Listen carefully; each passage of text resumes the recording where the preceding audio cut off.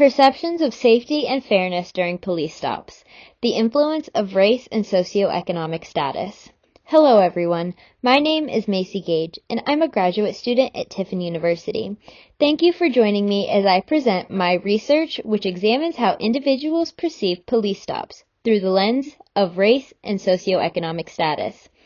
Given the national conversation around policing, systemic racism, and criminal justice reform, I wanted to explore how everyday people experience these interactions, particularly how race and income might shape perceptions of safety, fairness, and trust. My research centers on three main goals. First, to explore how individuals perceive their safety and fairness during police stops. Second, to examine how these perceptions differ by race and socioeconomic status. And third, to identify what changes, if any, participants believe are necessary to improve the experience of police stops for all citizens. While many large-scale studies have documented disparities in arrest rates or police use of force, less attention is given to the personal, emotional, and psychological experiences that accompany these encounters. My study fills that gap by amplifying individual voices and asking participants directly about their experiences. The relationship between race and law enforcement is one of the most researched and contested topics in criminal justice. Scholars such as Epp, Maynard Moody, and Heydler Markle argue that for African Americans, routine police stops can become symbolic experiences of exclusion and marginalization. Their work in Pulled Over highlights how many black drivers feel they are not just being stopped, they are being judged or profiled. Tom Tyler's theory of procedural justice adds another layer. His research found that people are more likely to view police as legitimate and comply with laws when they believe they are treated with respect, fairness, and dignity. Importantly, this is true even when outcomes are not in their favor. It's the process, not just the result, that matters. Witzer and Touche extended this by showing that not only do Black Americans report less favorable views of the police, but their distrust is often rooted in cumulative experiences, not isolated incidents. Their findings show that perceived disrespect and over-policing can create deep-seated mistrust. Cochran and Warren found that racial identity often overrides SES, or socioeconomic status, when predicting perceptions of the police. In other words, being wealthy or educated does not necessarily shield Black Americans from negative police encounters. Gao and Brunson studied young Black men and found that aggressive policing eroded legitimacy, especially in communities already skeptical of law enforcement. Finally, Peck reviewed dozens of studies and concluded that minority perspectives on policing cannot be fully understood without accounting for historical trauma, cultural context, and media narratives. Together, these studies shaped the framework of my research and helped me develop key questions and hypotheses. Based on the literature and my personal observations, I formulated the following empirical questions. Does race influence perceptions of safety during police stops? Does socioeconomic status influence perceptions of fairness during these encounters? Do individuals believe that their race influences how they are treated during police stops? How do people feel their income or social status shapes police interactions? What policies or reforms do individuals support to improve fairness and safety? How do these responses vary by race and income? These questions guided both the structure of my survey and the analysis of the results. For this study, I used a cross-sectional survey design to investigate how race and socioeconomic status influence perceptions of safety and fairness during police stops. The design allowed for collection of data at a single point in time and enabled comparisons between racial and income groups. The two key independent variables were race, specifically African American and white participants, and socioeconomic status, which was measured through self-reported income and education level. The dependent variables included perceived safety during police stops, perceived fairness of treatment, and beliefs about whether race or socioeconomic status influenced how participants were treated. To collect this data, I created a 17-item questionnaire administered through Google Forms. The survey included a combination of Likert scale items, yes/no questions, and open-ended prompts. These were designed to measure perceptions and lived experiences during police encounters, as well as support for various law enforcement reforms. The sample included 30 individuals, 15 Black and 15 white American participants, ranging in age from 18 to 55 and above, with diverse income and education levels. I recruited online via convenience sampling. All responses are voluntary and anonymous. I used a convenience sampling method, sharing a survey online with volunteers who met the inclusion criteria. All participants completed the survey voluntarily and anonymously, and consent was embedded directly on the first page of the form. Responses were numerically coded for statistical analysis. Likert scale questions were assigned values from 1 to 5 or 1 to 4 depending on the question, with higher scores indicating greater perceived safety or fairness. Open-ended responses were qualitatively reviewed to identify recurring themes, particularly regarding beliefs about racial or socioeconomic influence and suggestions for reform. For analysis, I conducted independent samples t-test to assess whether perceived safety and fairness significantly differed between racial groups. These tests were chosen to compare the means between the two independent groups and determine whether any differences observed were statistically significant. My first major finding was on perceived safety. White participants were far more likely to report feeling safe or neutral. In contrast, many Black participants reported feeling unsafe or very unsafe, even when the stop was routine. This finding supports existing literature and highlights the ongoing psychological burden that policing places on communities of color. On this slide, we're looking at the results of an independent samples t-test used to examine differences in perceived safety during police stops between Black and white participants. The t-statistic was 5.78, with a p-value of 0.000000348, which is well below the conventional threshold of 0.001, indicating a highly statistically significant result. What this means is that there was a substantial and reliable difference in how safe participants felt during police stops based on their race. Specifically, white participants reported feeling significantly safer during these encounters compared to their Black counterparts.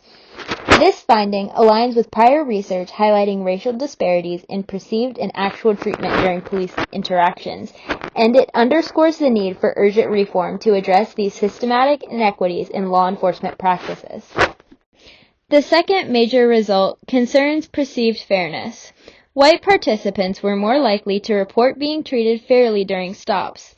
Black participants reported that they were sometimes treated fairly, but often felt disrespected, profiled, or spoken to aggressively. One respondent even said that they were questioned about how they could afford their vehicle, an example of implicit bias tied to both race and perceived income.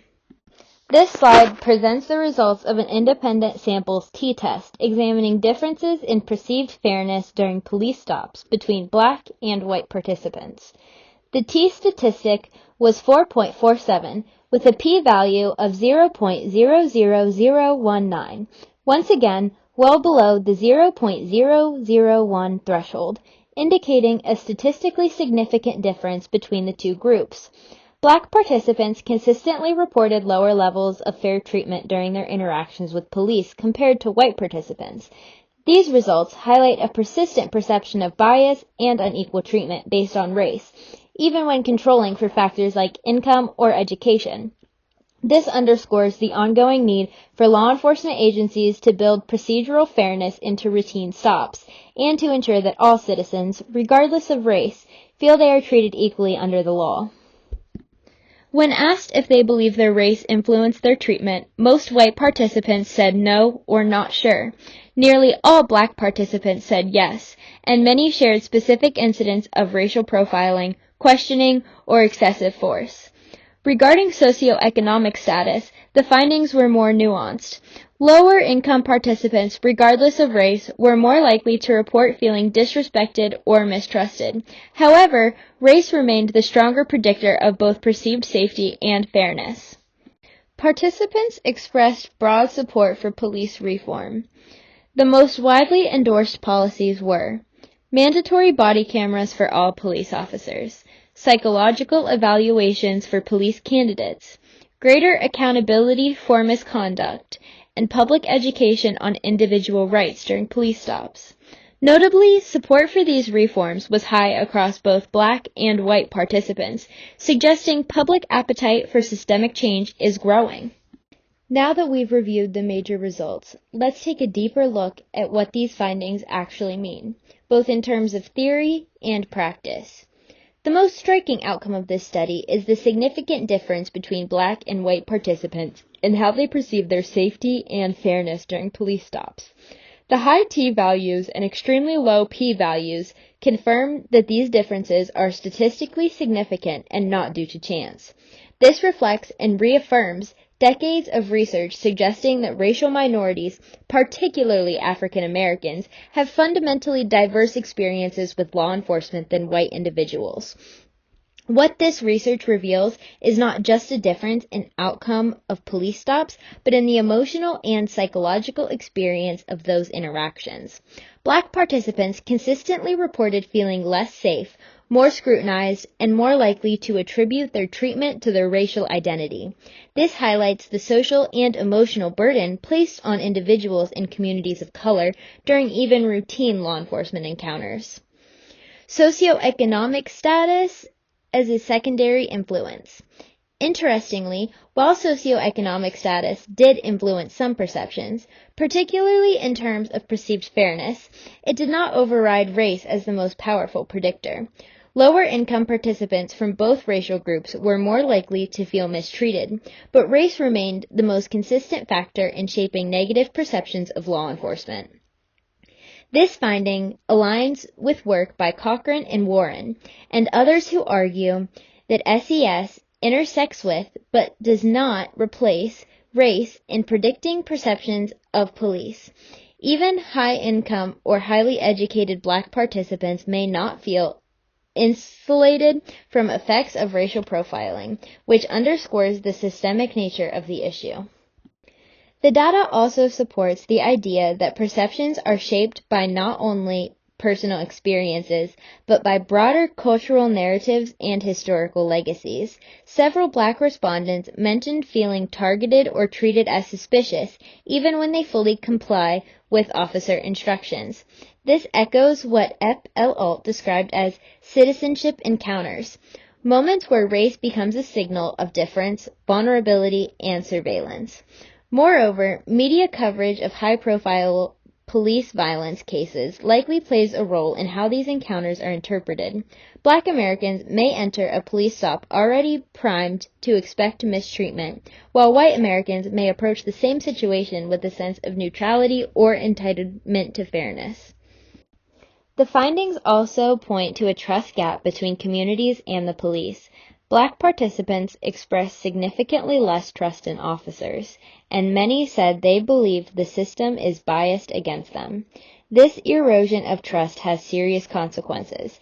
It can reduce community cooperation with police, increase resistance during encounters, and ultimately perpetuate the very tensions that lead to over-policing. Tyler argued that procedural justice is a key factor in building legitimacy, and these findings reinforce his theory. When individuals believe that they are being treated with respect, they are more likely to comply with the law and cooperate with officers. Conversely, when fairness and transparency are absent, legitimacy and trust collapse. So what can be done? These findings suggest several actionable reforms. Bias and sensitivity training should be mandatory and ongoing for all officers, not a one-time workshop, but embedded in the culture of policing. Body-worn cameras and policies that ensure footage review and transparency can help reduce both misconduct and false claims. Community policing initiatives that place officers in sustained positive relationships with the communities they serve can rebuild trust. Public education around rights during stops, especially for young people of color, may empower individuals and reduce fear or confusion during these encounters. Finally, systemic change will require not just reforming police departments, but re-examining laws, funding priorities, and the role of law enforcement in addressing social issues like poverty, addiction, and mental illness. This study also contributes to the academic conversation on procedural justice, institutional trust, and intersectionality. It affirms that while socioeconomic factors matter, racial identity continues to shape how people experience and evaluate authority figures. It also illustrates the importance of voice in social science research. By combining statistics with open-ended narratives, we get a fuller picture, one that numbers alone can't fully explain. Every study has limitations. Mine used a small, non-random sample and relied on self-reported data. The cross-sectional design limits our ability to understand how perceptions change over time. Future research should include larger, randomized samples, integrate longitudinal data, and possibly triangulate self-report surveys with body camera footage or officer logs. It would also be valuable to replicate this study with law enforcement officers to explore their perceptions of bias, safety, and fairness from the other side of the badge. In conclusion, this research shows that despite years of public attention, race remains a powerful predictor of how people feel during police encounters. While reforms are underway in some jurisdictions, public sentiment suggests more needs to be done to make police stops safer, fairer, and more just, especially for communities of color. Thank you for your time. I welcome any questions or discussion. Thank you to my professor and classmates at Tiffin University, and most importantly to the individuals who participated in this research and shared their experiences. Here are the references that supported my study.